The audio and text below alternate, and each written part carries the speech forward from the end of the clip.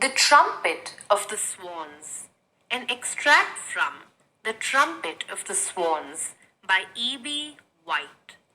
Sam Beaver, an 11-year-old boy, was walking through a forest when he heard a loud trumpet.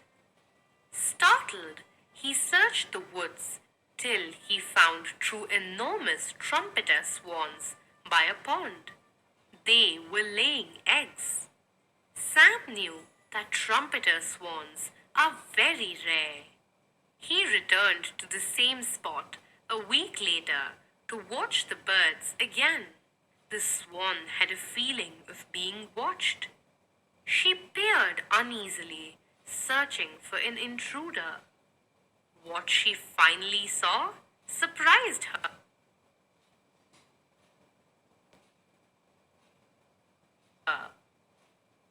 There is a boy on that log, the swan whispered to the cob.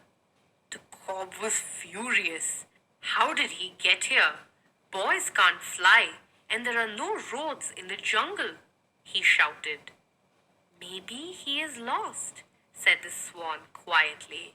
Anyway, he is just observing us. For the next hour, the cob paddled watchfully. Sam sat on the log, spellbound. The swan gazed proudly at the 4 eggs at the bottom of the nest and settled herself to keep them warm. The cob sailed around to keep her company and protect her from the fox that he had heard barking on some nights. The swan stayed in the nest, warming the eggs through sun and rain. The weeks went by.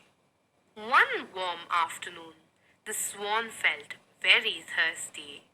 Pushing some loose feathers around the eggs to keep them warm, she entered the water to take several quick sips. She waddled out onto a grassy bank and preened her feathers.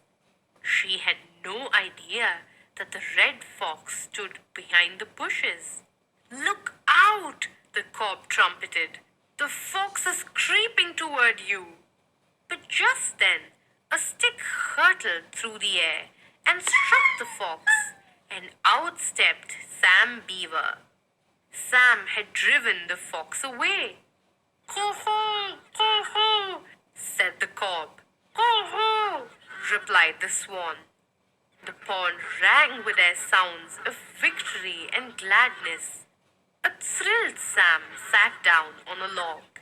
The cob swam over towards Sam, climbed out, and looked at him in a friendly way. The birds now realized that Sam was their friend.